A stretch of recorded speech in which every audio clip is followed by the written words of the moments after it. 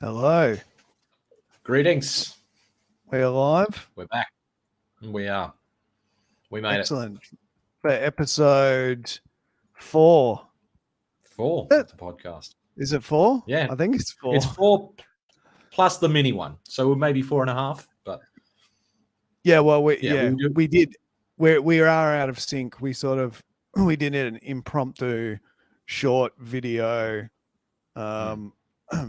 and then we skipped another 2 weeks. So we're a little bit out of sync. But we had to do that short video on the SCIF because that was sort of big news at the time.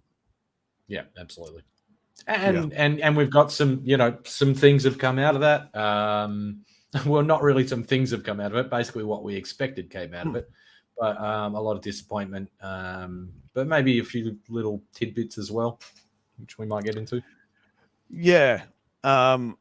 Hopefully too, maybe it gives them some ideas to be better prepared for the next one.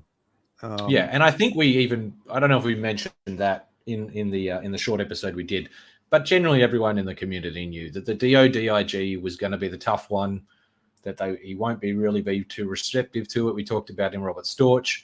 Monheim is really the guy that we're looking to that might be a little more receptive to this topic. So, and that was it the 16th of November?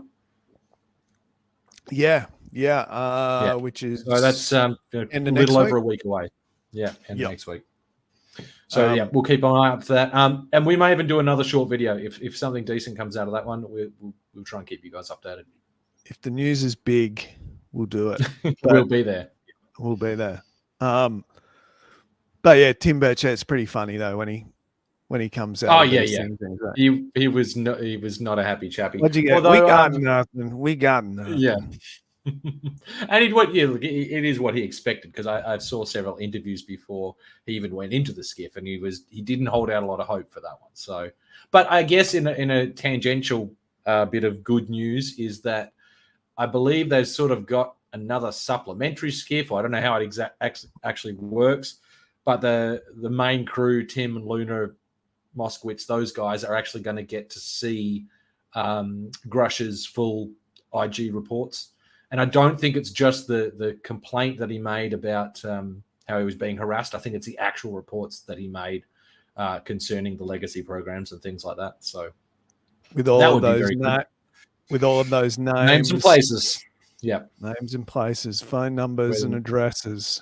Yeah. Go knocking on those doors, because those guys have already proved that they're willing to travel to try and work some of this stuff out. So, with a bit of that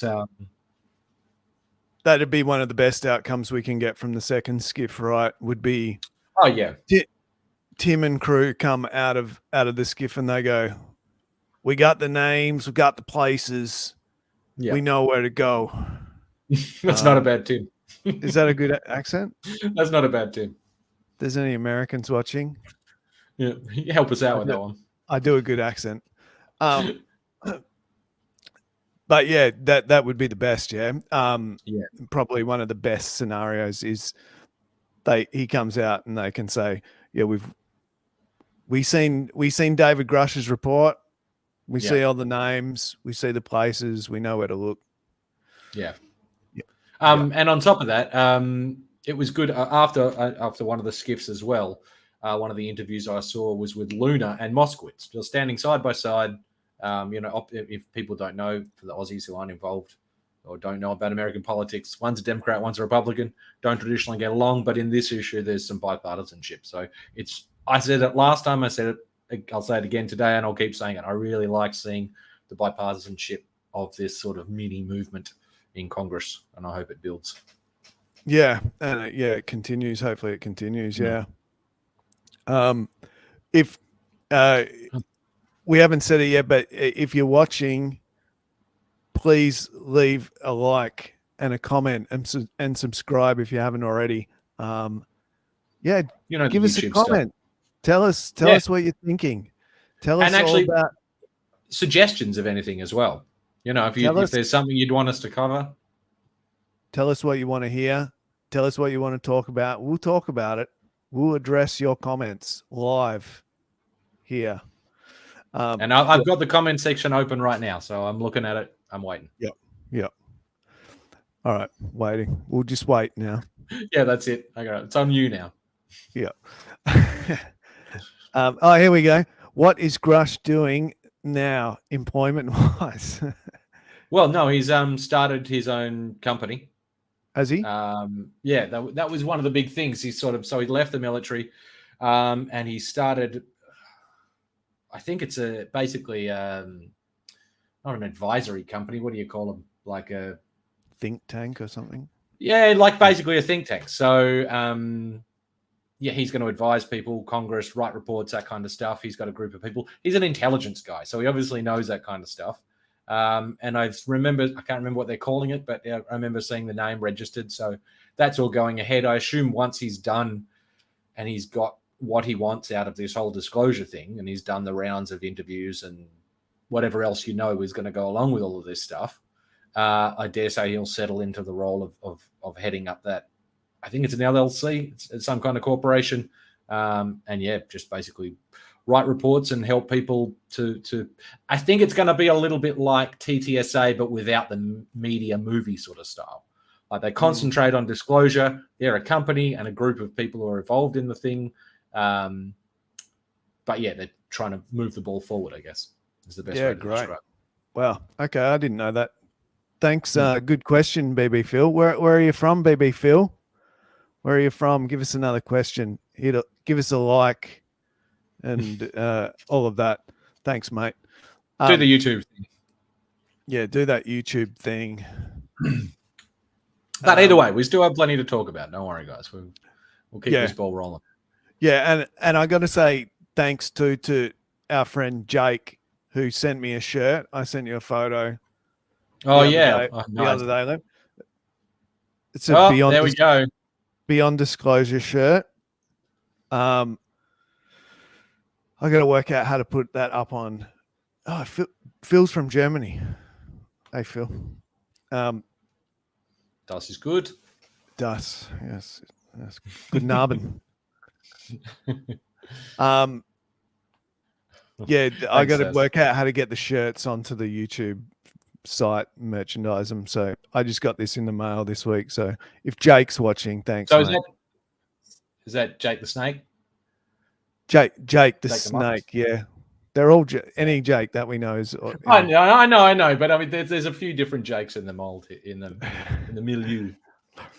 Anyway, let's keep Sassy on. Joan commenting for the algorithm overlords. Thank you, Sassy.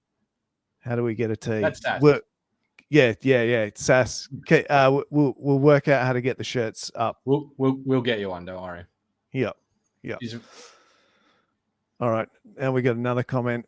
Now we're ticking along nicely. Now we're just the comments show. Both of you, are we on track for full disclosure in 2024? Hey, there's a lot of dates thrown around. There was that ex-CIA guy, you might remember his name, Corey, who was saying 2027. John Ramirez, yeah. Ramirez, that's the guy. So he's the 2027 guy. Look, Lou's last tweet, I mean, whatever you think of Lou, he said, early 2004, first half at least. There's been a couple of sort of big statements by key people in the last couple of weeks, including Lou Elizondo, saying early in 2024, there's something big's gone down. There's big movements, yeah. But honestly, man, we've heard that a lot of times. So let's just reserve judgment, I guess, until then. It does feel different though this time. It feels like something's happening. This whole since Grush, everything feels a bit different to me. Yeah. You and I have followed this thing for a long, long time, and it's never felt like this. And I think we could almost go before that and say this is a direct result. But obviously everyone working behind the scenes, but a direct result of Leslie Keane and Ralph Blumenthal in 2017 with their article in the Times. I mean, that to me is the groundbreaking point that everything seems a little bit different after that. If you believe Ross Coulthart, I always say this, he frustrates me a little bit when he has made comments like, "Oh, by this time next year, I expect David Grush's allegations to be fully vindicated or acknowledged and proven." But then he'll also say, "Oh, I'm worried that this could be all pushed under the rug again and go back into a box." So he like, but I don't know. Hedging his bets. He's hedging his bets. Yeah. So, I mean, if you believe Ross, then you could have full disclosure. But then, what is full disclosure? Exactly. That's really probably the real question: is what is full disclosure? What does that mean? We've got. I was just looking on Twitter before we came on. The alien mummies again. I was going to actually bring that up. We didn't even talk about that in the sort of, we do a little pre-show meeting. We didn't even bring that up, and that's another thing that's come up. Yeah, just before we started, I was flicking through, and Mexico organizing a second hearing now about the subject, and there was some other info there that I didn't have time to look into, but the statement on the tweet was, "It's real. This is real." So as these things get looked at over time, there was a lot of skepticism with the aliens, the Mexican aliens bodies, but now it's starting to flip, and we might. Well, I read a Reddit article just this afternoon, which was basically one of the top universities in Peru have actually been studying these bodies for like 4 years. And 11 of their top medical scientists have signed off on a letter saying, we don't know what they are, but they're not fakes. They're biological beings, and they're not human. We're not going to say what they are. We can't say what they are. But those two things we've worked out. Yeah. Yeah. And so, back to the question, what are we on track for full disclosure? I mean, we could, scientists can come out and stand together and say, we've looked at this and this is legitimate. Is that disclosure? I don't know. Yeah. Well, look, a lot of people say it's not going to happen until whoever the president is walks out with an alien or walks out with a video saying this is it.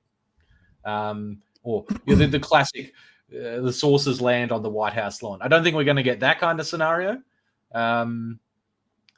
I think we've been in a slow drip disclosure for a good 5 years. It's just, but we do seem to be having these landmark things. So it's like, it started in 2017 with the article. Then there was Grush. That was a huge leap forward. So maybe in 2024, we're going to get another huge leap forward. Maybe in 2027, we'll get another huge leap forward. Yeah.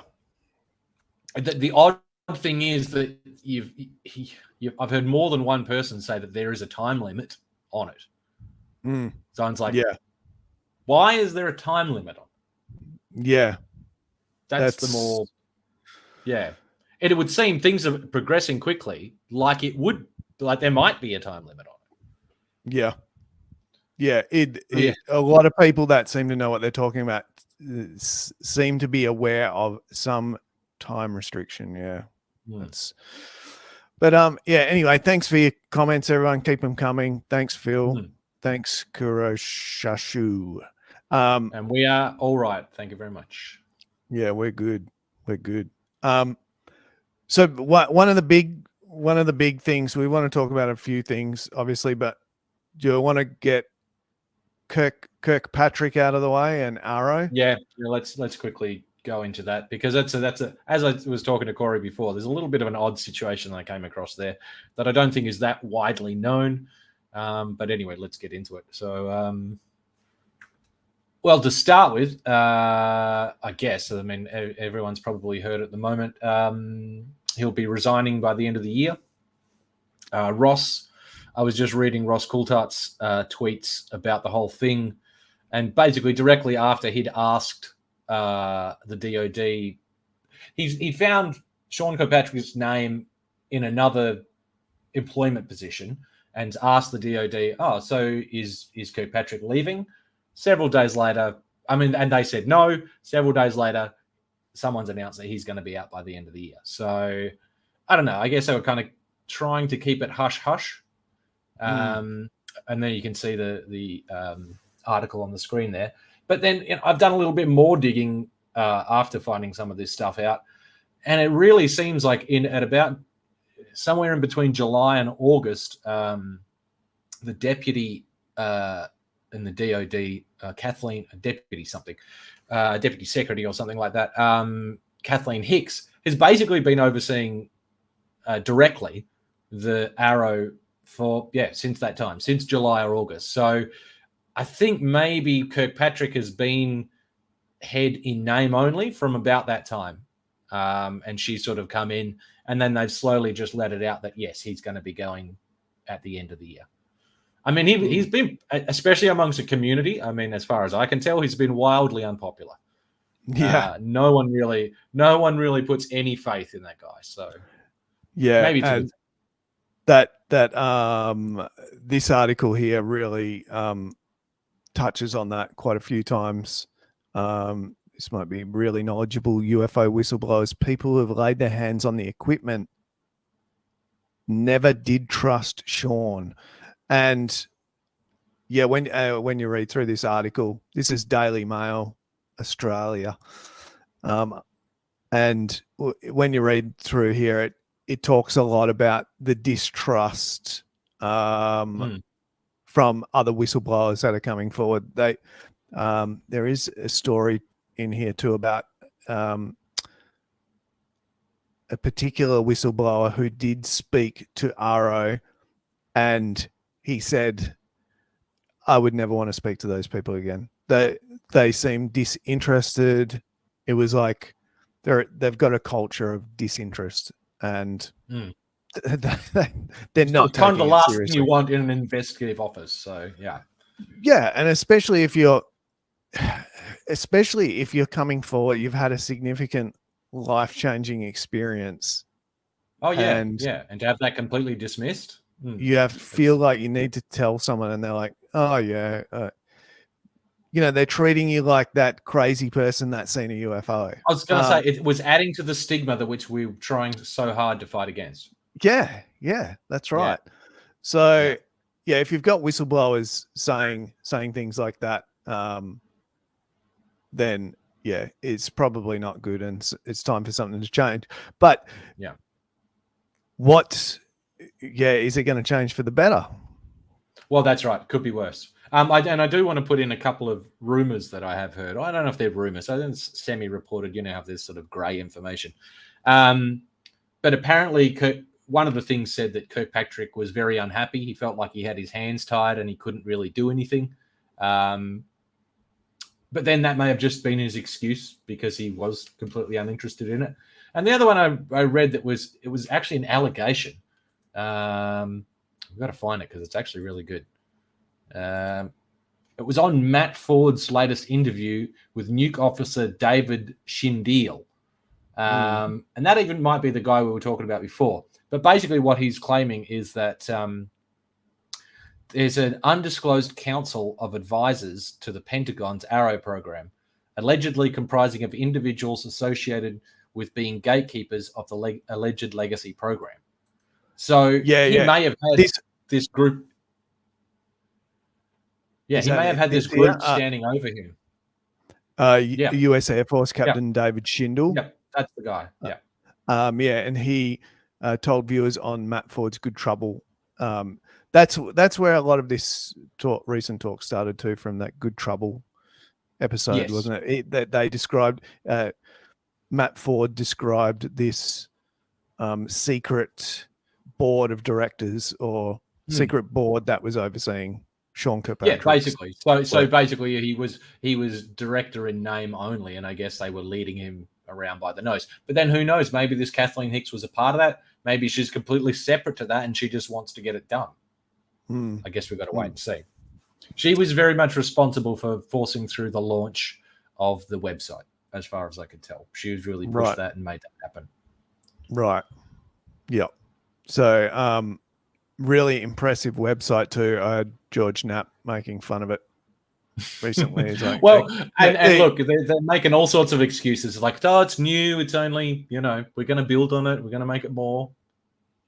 Yeah, I think George Knapp was saying, why didn't they just go down the local high school and get a 15-year-old kid to knock up a website in in a couple of hours? It took these guys months and months to and millions of dollars, no doubt. Yeah, to put up a one-page website. That's not too inspiring. Anyway, yeah. Anything else to talk about in regards to that? Do you think? Yeah. This part of the article here, which is also Ross Coulthart's been poking into, something to do with Battelle. Yes. Well, that's where he was supposedly going.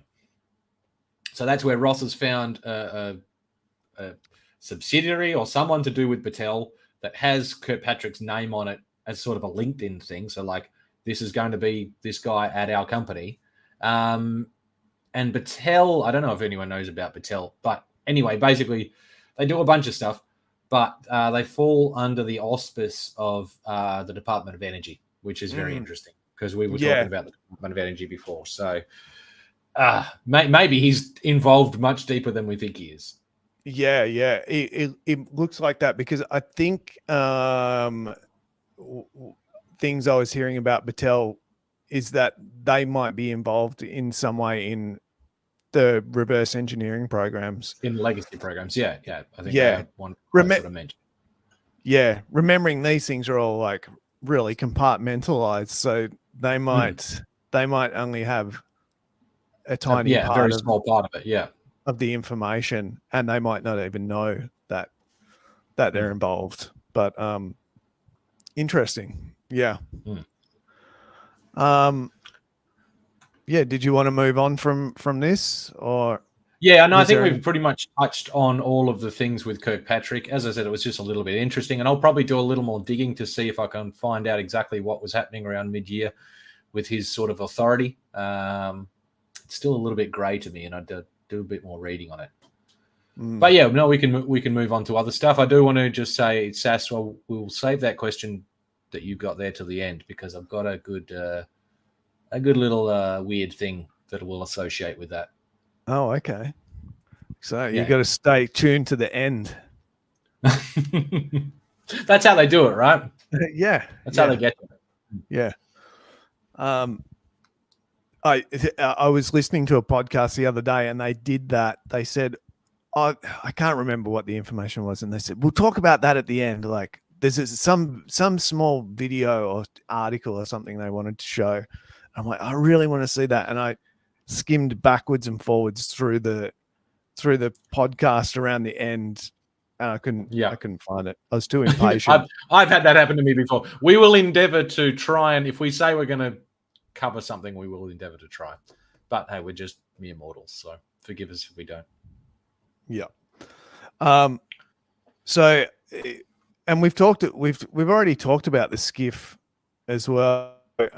We can talk about that more again, but I guess one of the other interesting things is some of Ross's reporting on the balloons, and yes, he did a small report that aired on News Nation again about the whole Chinese balloon saga and the UAPs that were involved in that whole sort of week of incidents, week or two. I'm not sure how long that all went for. I think it was just over 12 days or something like that. Yeah. So he's done a good little article on News Nation, and we did talk about. We brought this up a couple of shows ago about the balloons, and I was asking the question: could the balloon incidents be a part of disclosure? Could that be one of the key cogs in the wheel, so to speak?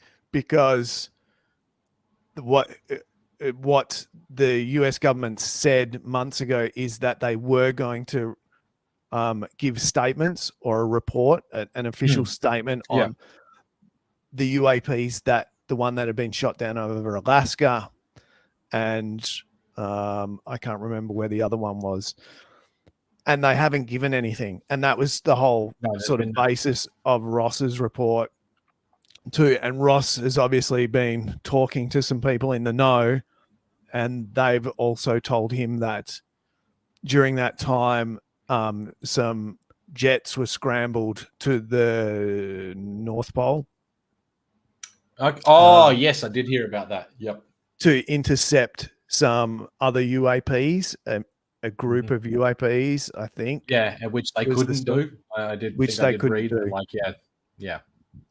So, yeah, I still, there's suggestions there that, something was going on in regards. Well, didn't they say? I'm sure the official report had said there is video. Like, there is video of the balloon being shot down. Like, as far as I knew, that was a definite thing. It's just they haven't released it, and we've been waiting for the release since that happened. It's got to be months ago, towards the start of the year, right? Yeah.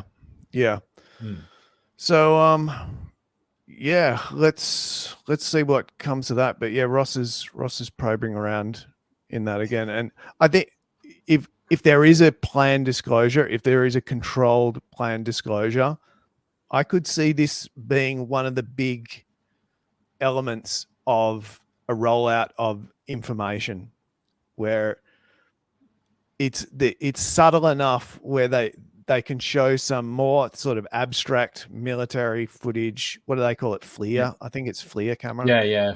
From the jets of something getting shot down, and they can say, we've retrieved something and we don't know what it is. That could be a real. I could see that happening. It's funny you say that, and because I never really considered that, but that's actually a pretty good point, because they do seem pretty intent on staying away from any of the historical stuff.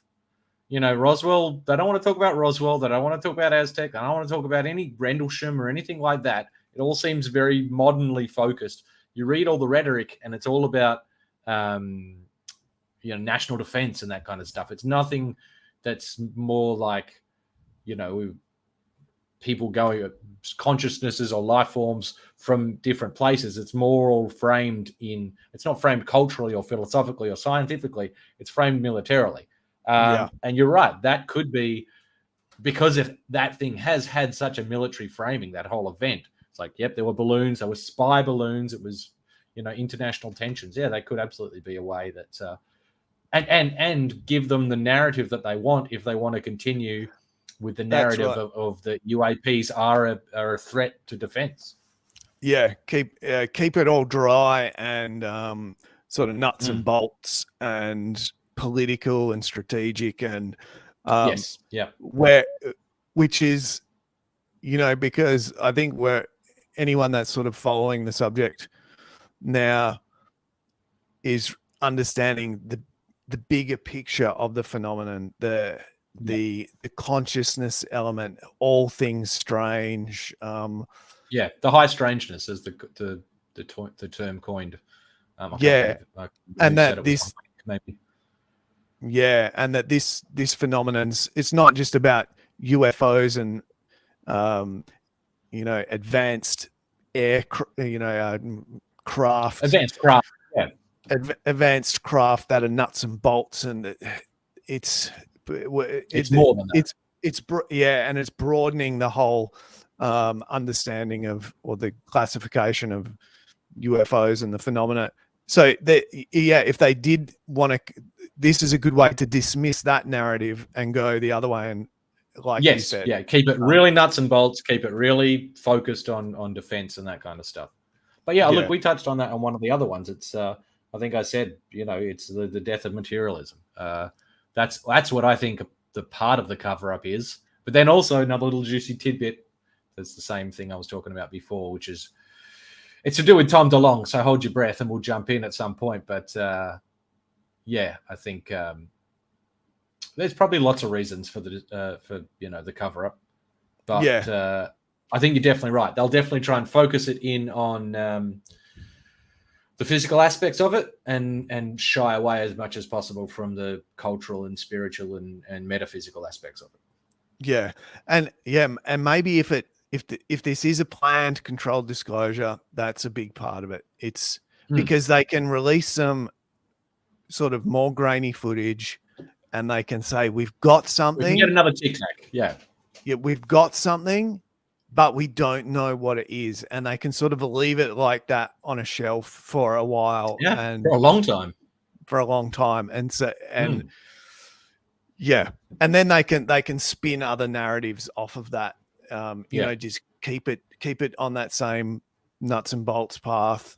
Yeah. So I think that's a really good chance of something happening. So as I said, I didn't even think about that before, but just thinking about the way they're really trying to push the language, at the very least, the language around the whole topic, it exactly fits what they would need it for. So, while we're talking about Ross Coulthart too, I just wanted to.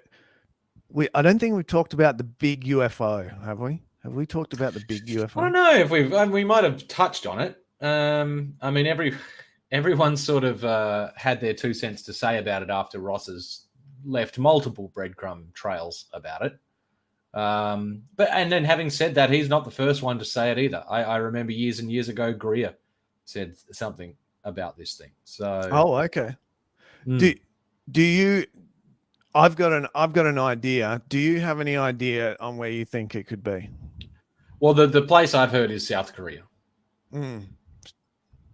Yeah, that's or I've heard other speculation that it could even be Australia. Yeah, I seen someone recently, maybe in a Reddit comment or somewhere, saying, even Pine Gap. Yeah. Oh, well, look, we were talking about Pine Gap before, and it's that probably deserves a whole half an episode just on its own. Yeah, but because it's somewhere that something is being built on. But here's my idea. He doesn't say how old the building is, right?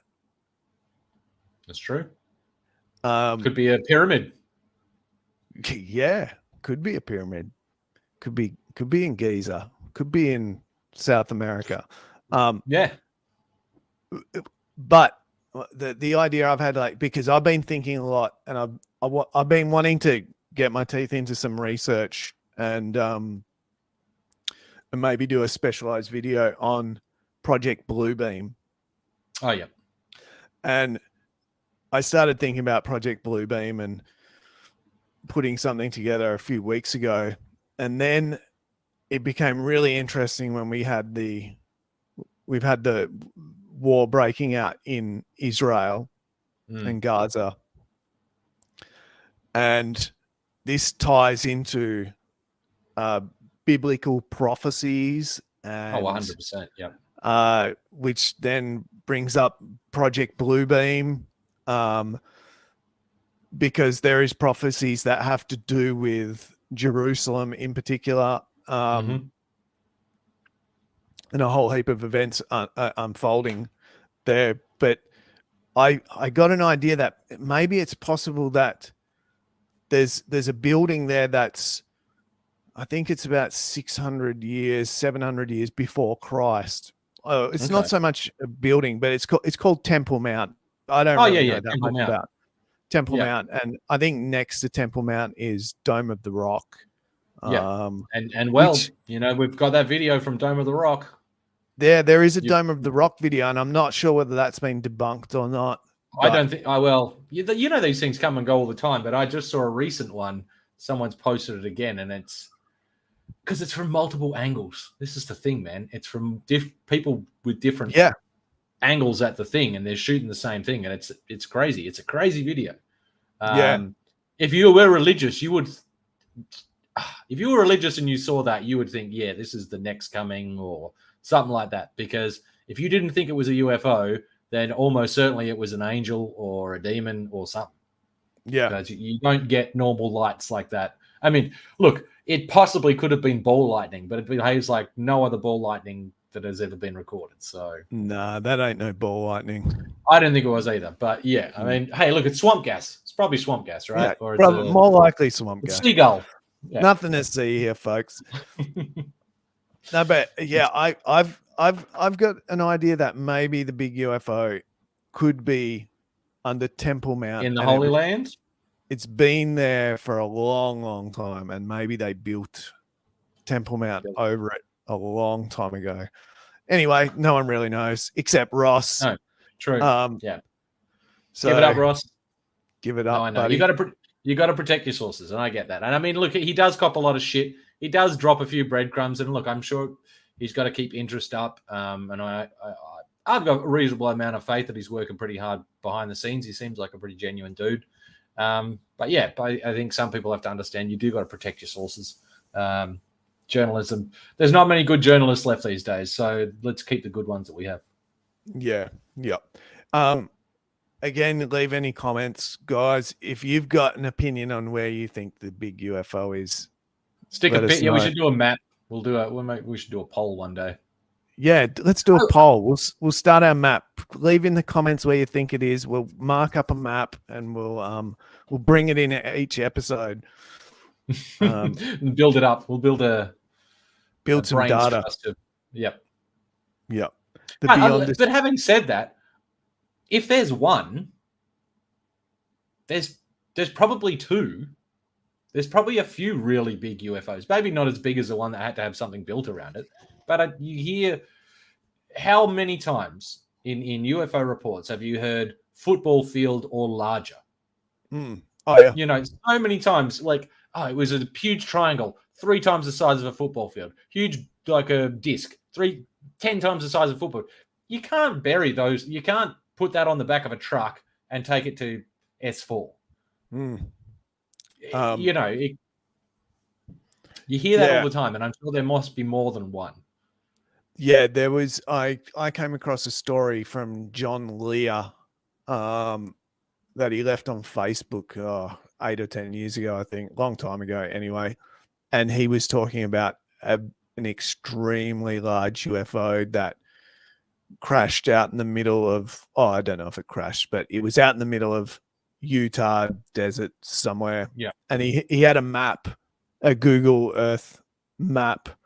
And there was a clear, like, triangular shaped mound of dirt that was, you know, probably 4 times the length of a runway or something. It was a big plot of land. So yeah, there's other ideas out there. I think that big UFOs are buried. Yeah, and look, if the theory holds that they have been visiting here for hundreds of thousands, millions of years, however long you want to say it, of course some stuff's going to end up here. I think that's just it's a reasonable assumption. Well, yeah. What did you want to move on to next? All right, I do want to jump in a little bit to the new resurfacing of the resurfacing of the old alien interview video. Now, I don't know if any of our viewers are familiar with this. Is this one of these links you've sent me? Yes. So I would say the best link would be go over the images one first, the last one there, because that'll trigger people's memory if they actually have seen it. But basically, look, I remember Corey remembers seeing this video years and years and years ago, and it's one of these videos that you first see and you think that's fake. Just like straight away you think that's fake. But it's, to a very untrained eye, it can look very fake. But basically, this guy, Jon Stewart, who has just been interviewed on the Richard Dolan show, and I know I go on about Richard Dolan a bit, but he's a pretty solid researcher in this field. And he's been on other shows as well. I've watched a couple of other interviews with this guy, Jon Stewart. And he's done a really, really deep dive into this video. Corey's got the images on the screen there. And I think I even put a link to the full video. The first one in the private chat, Corey, is the link to the full video. I'll bring that up. But that's basically it's a whistleblower from, I think it was S4, which is a part of Groom Lake or Area 51.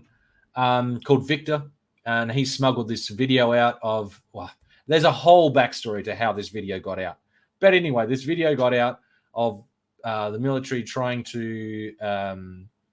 It looks like an interrogation, but from what you can tell, it's sort of just an interview. They're trying to get information. The main thing you can see in the screen is the alien, the ET, whatever you want to call it.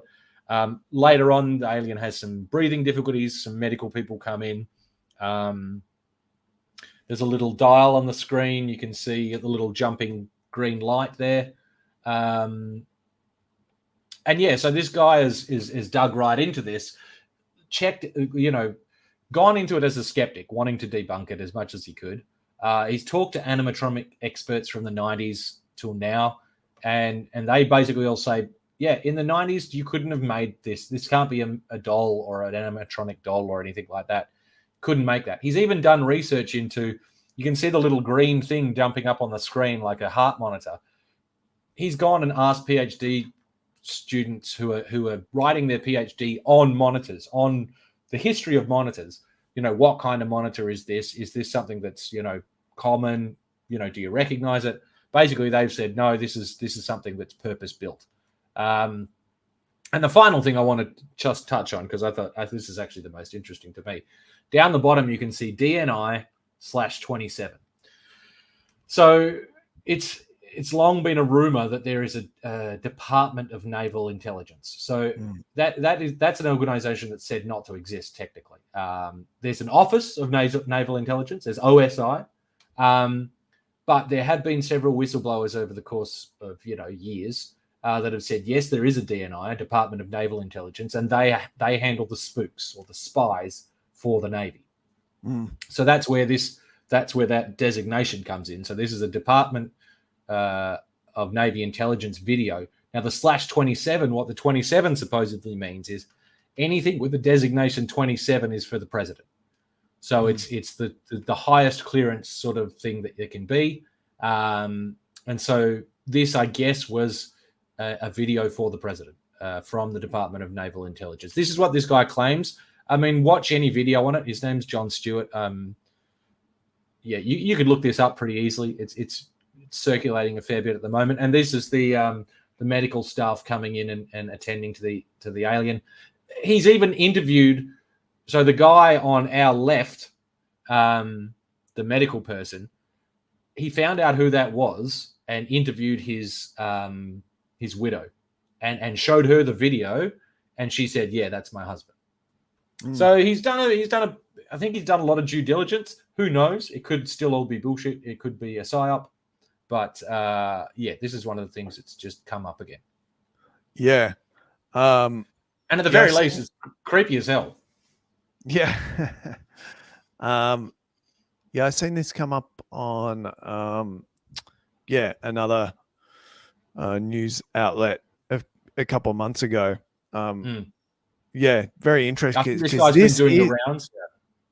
Yeah, this is all I remember the first time I seen this, but this has been around a long time. Yeah, I think 98, 99, basically. So that's over 20 years old.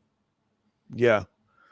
I dare say there's probably more videos out there that could be real as well. Oh, and that's the funny thing. I mean, I don't think we ever talk about the MH370 flight and the videos that came out. I think we touched on that on one of the former podcasts. But with the orb circulating, and there's still people coming out like saying this is real. It's not, we've tried to debunk it, and there's a lot to this that we cannot debunk. Yeah, it's a bit like the alien mummies. People try to debunk it, but it just keeps coming back. And it doesn't get completely debunked. So I'll bring that up. So, and yeah, we haven't really touched on that. And I did want to touch just quickly on the mummies. For anyone, looking at, this is the MH370 video.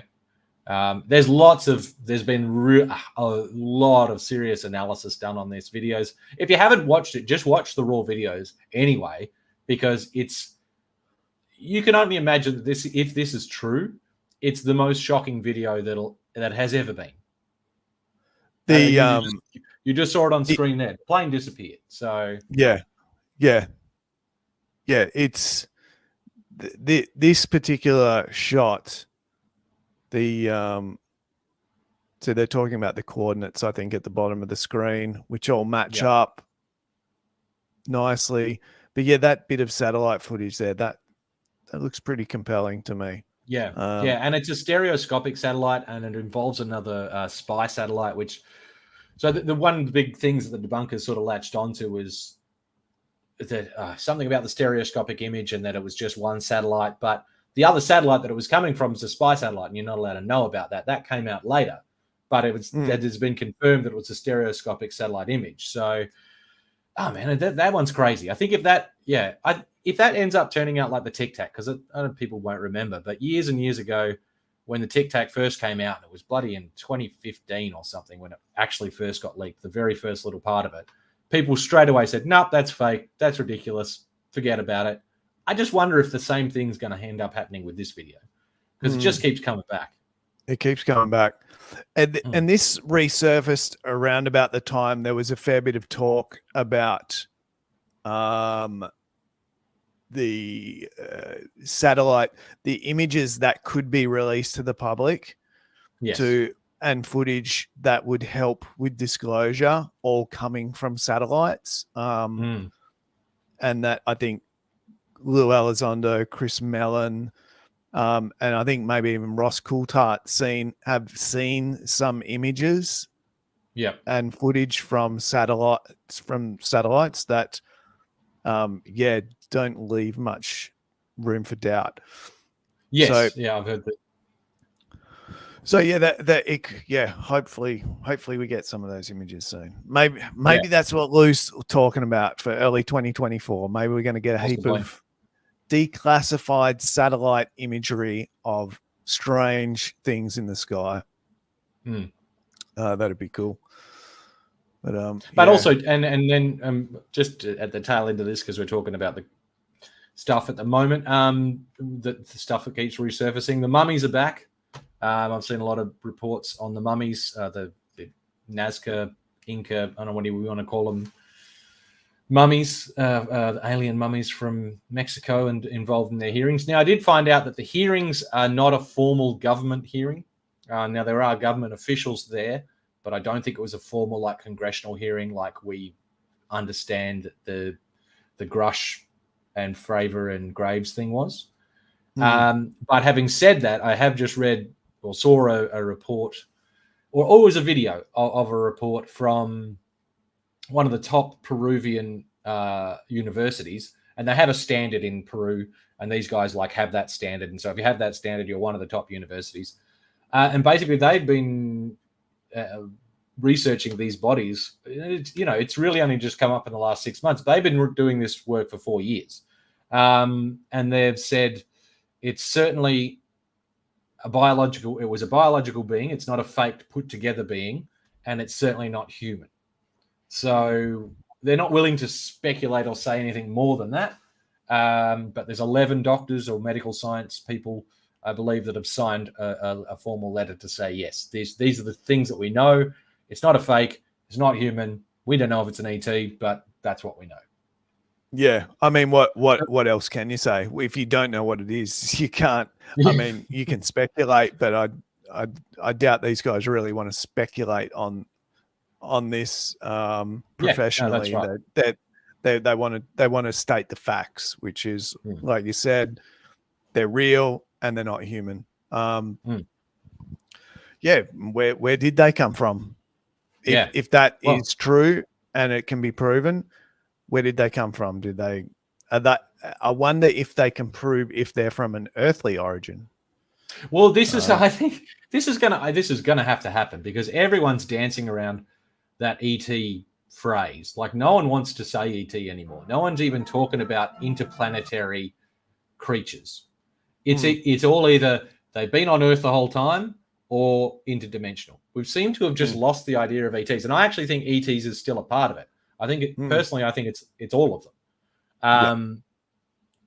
but we're just not talking about that anymore. It seems to be interdimensionals, or it seems to be ancient, not humans necessarily, but ancient creatures that have always been on Earth. It's almost like all of a sudden it's easier for us to accept that traveling interdimensionally or through time would be easier than traveling light years across space.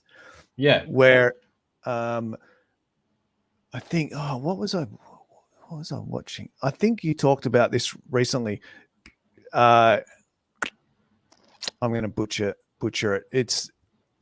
It has to do with quantum entanglement and being able to travel faster than light, because quantum entanglement is instantaneous, right? Yeah, spooky action at a distance is what Einstein called it. But basically, yeah, you entangle two particles. You can put one on the one edge of the universe, one on the other edge of the universe, and whatever happens to one will happen to the other instantaneously. So information travel, it seems, information can travel a lot faster than light. But maybe there's another tangential part to that we don't fully understand yet. So I'm definitely sure light's not the hard barrier that modern science thinks it is. It's just we have to get to a different level. Yeah. So the mummies are rearing up again and looking more and more like something, like not humans. Yeah. So, all right. You want to get into the juicies? Yeah. Well, let's just say again, if you haven't already, like the video, subscribe to the channel, and leave a comment. And now do us a YouTube solid. And now we want to talk about the comments. And you were gonna end. And I'll lead off because this is a juicy one, and I really, really like this. And look, hey, it's a Reddit thing. Whether you trust Reddit, whether you don't, people have backed up what I'm about to say with previous research, which is basically, and like I said, this is to do with Tom DeLonge, so you either take it with a grain of salt. I think Tom's got a good heart, and his heart's in the right place, but maybe he's part of the psyop. Maybe he's been lied to. But anyway, as the story goes, there was this guy who is a sports writer. He specifically writes about boxing, and he's met Tom DeLonge a few times, gets along with him. They're friends, sort of. They're friends now. And Tom said to him, supposedly, so I'm just going to say it, but this is all speculation and Reddit speculation. Tom said to him, I'll give you my whole spiel. This is everything I know. And if I don't say that by Halloween this year, then you can release that information on the internet somewhere, however you like. And so basically the story is, there was lots of little things that they're not ETs, that there's a time portal that they can go back and forth. There's millions of years involved. But basically the reason for the really heavy level of cover-up is because they see us basically as an experiment. And Seth, this is touching on your thing, why there's a timeline. They see us as an experiment. And if we were to learn that we were an experiment, sort of like that episode of South Park where we're like a intergalactic reality show, if we were to learn about the reality show, if we were to learn about that we were an experiment, then that kind of ruins their experiment. And all the past ancient civilizations that have been wiped out have been because they've learned that they were an experiment, or they've somehow displeased these other creatures, and they've wiped humanity clean, basically. So this, I guess, with the time, with things being a time crucial thing, maybe they've come back and they said, all right, well, these guys are knowing too much about this. Unless this calms down, we're going to be taking you out in 2027. Who knows? Like I said, that's wild speculation. The post said a lot of other stuff, and I'm sure you could find it. But Tom's always said a lot of stuff like that, and kind of been very much that it's not ETs, it's time travelers, and that we're basically a big experiment. Yeah, and I can see why that would be a pretty big reason for keeping a lid on things. Don't want humanity to be wiped out. Better keep a lid on it. But But as far as that's linking to the time deadline, then maybe that's a part of it. Maybe we've come too far down the road and now they're on their way. Yeah. Yeah. Or that's a whole big part of the PSYOP. Yeah. That's an interesting story, because I think sometimes they show themselves in too much like clarity. I'm not saying it right, but like we've got, apparently there's US aircraft carriers and naval ships out off the coast, the west coast of the States, or the east coast, I think maybe both coasts, certainly where both. These UAPs are surrounding the ships and they're picking them up on radar everywhere. So, I mean, if they didn't want to get known that we were an experiment, they're like, we can't. I think they just show themselves a bit too much to sort of support that idea. I don't know. The other side of the coin is, I mean, and I think this is mentioned in the article, the post, that they're not the only ones. So I mean, these guys have been sort of the guys running Earth for 1 million years or however long it's been, but they're not the only other ET out there. So there's know, there's going to be people popping past. Maybe it's like, and I can't remember who, someone that did the really good analogy of, there's that small island off the coast of India, and it's just basically tribal, and the people there don't even know that the rest of the world exists. And India makes sure that no one gets on that planet. So maybe the Earth is that little island, and the aliens are India, and they are controlling. Okay, you get a pass to go do a tiny little bit of experiment down on Earth, but this is our place. So maybe that's what we're seeing, little bits and pieces like, oh yeah, you've got the permission, or they snuck it. Who knows? Who knows? True, and actually some of these craft that swarm the naval ships could actually be man-made, reverse engineered as well. So there's still a likely scenario that a lot of UFOs are man-made, and that's what we're seeing a lot of the time. Yeah. And I think they're actually I think that's a little bit of part of the PSYOP, especially what we were talking about with keeping it very nuts and bolts and keeping it very political and defense orientated. Another key line along that key phrase along that line is we don't know. Like, and I bet you, even if it's like, oh yeah, we've had reverse engineering programs, but we haven't got far, we don't really know what we're doing. I think that generally that's probably going to be part of the cover-up. And I personally, I think they're probably, if there is one, they're probably further along than saying we don't know what we're doing. Yeah. And another thing that ties in with your Tom DeLonge story is more biblical type prophecy stories of humanity being wiped out. We've all got all cultures have the story of the flood and the reset, and and that was part of the post, was that all the gods of all the old gods were them. They made up that story as a cover for themselves. Yeah. But and look at all the stuff going on in the Middle East. And as we said, imagine if it is built under the Temple Mount or somewhere near there is housing something like that. That'd just fall right into place with all that other stuff. Yeah. Very interesting.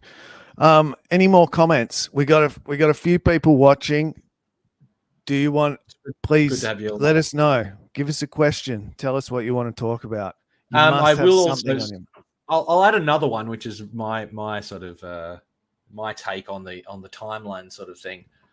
It's a thought I've had that every generation thinks they're going to be the last generation and thinks the apocalypse is right around the corner. But I think we're probably the first generation for that might be true. So I wonder if, I don't know if people watch the Y-Files. I definitely recommend it if you have never heard of or seen the Y-Files. It's a great channel.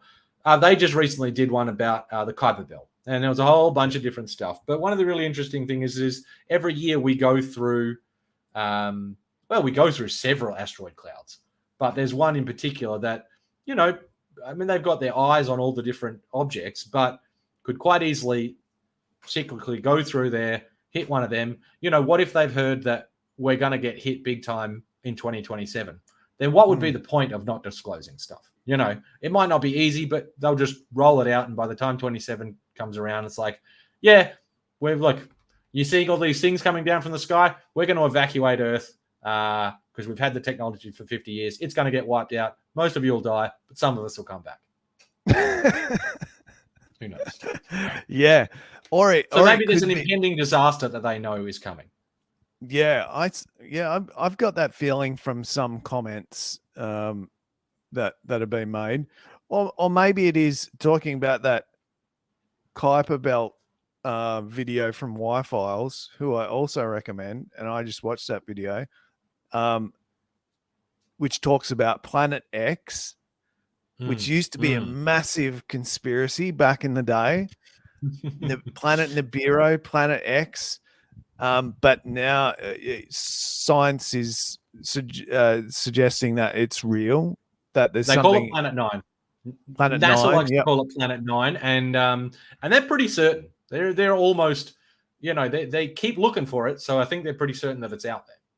Yeah, and I think in the Y-Files video, they suggest I forget the guy's name, but he's suggesting it could be a brown dwarf.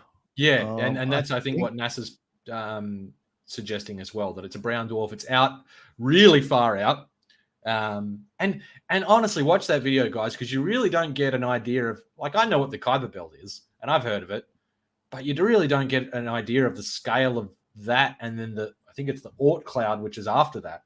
It's crazy big. It's huge. And we think about the solar system. This is definitely worth a watch. But yeah, it's like a needle in a haystack, because a brown dwarf is you can't see it. It's not like a shining star. So yeah, you're looking for a very dark object against a very dark background in a huge area of space. Yeah. And maybe it will be that maybe Planet 9 becomes visible, or well, that's part of the ancient text, right? Yeah, or undeniable. And because that wasn't that the whole 2012 conspiracy prophecy idea when that was all going down, 11 years ago, December 12th, 2012, I can't remember, but that was all meant to be about Planet 9 or Planet X. And maybe the dates were just off, and maybe that's what's happening, and maybe it's related to the phenomenon. Yeah, who knows? We like this. One of the best things is speculating on this subject. Yeah, and look, I encourage everyone to speculate, but just and read all the different stories that you can. But you've got to, I guess, apply your logic and reason to it. But then don't forego any conclusions, because there's just been one crazy thing after the other. So we've got a new comment from Kuroshashu, mate. Sorry, I'm butchering your name. Where are you, Kuroshashu? Where are you from, mate? Tell us where you're from. We'd love to hear. What do you want to read that comment, Lem? Yeah. What did we make of the UAP that was recorded near the Gazan hospital as it collapsed? I haven't seen it. I've heard about it, but I didn't actually see the video of it. I haven't seen it either, and I'm trying to look for it right now, because I haven't. Say though, I'll put a little comment in here. So many UAPs. Who knows whether it's a matter of that there's lots of attention on that spot at the moment, or whether UAP are drawn to spots of conflict. But it tends to happen a lot in that places of conflict.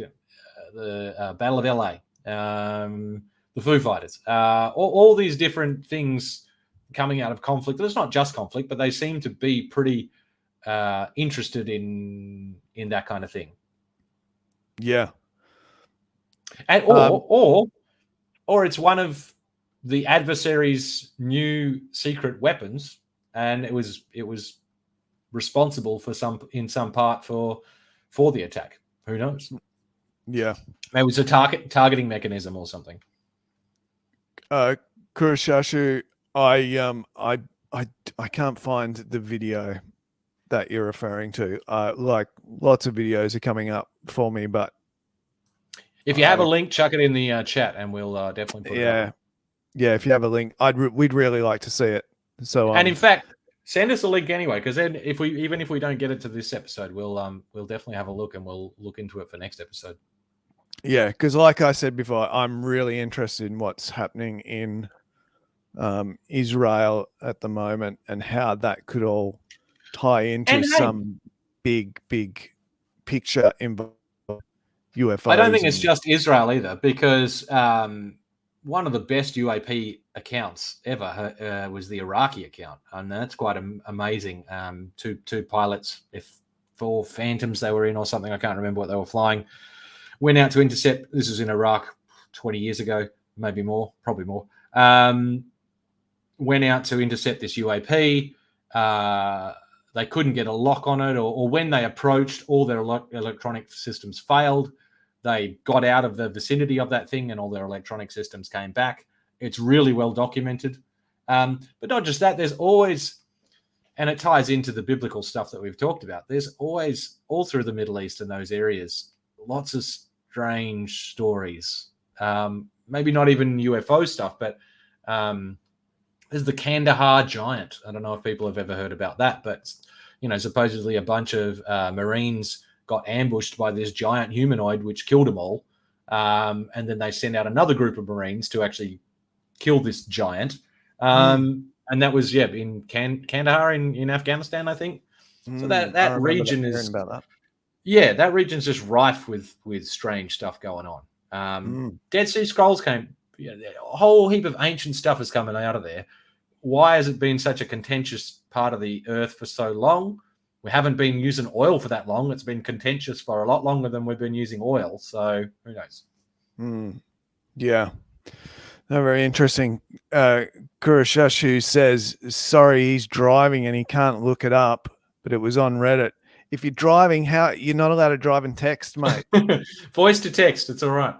Voice to text. Tell us you're using voice to text, please. I trust you. We don't want to be responsible for any accidents on the road. We do appreciate the comments. Yeah, thanks, mate. And later on, send us that link later on. Thanks, mate. All right. Well, no more comments to go through. I think we're just about there, Clem. Yeah, I think so. I think I've probably covered everything that I was going to say. We did have a couple other things on here that Lukatsky. We were going to talk about Lukatsky. Yeah, we were going to talk about Lukatsky. And look, if I can quickly just touch on that. Lukatsky I think he's an ex-CIA guy. He's just released a book. He was interviewed by Knapp and Jeremy Corbell.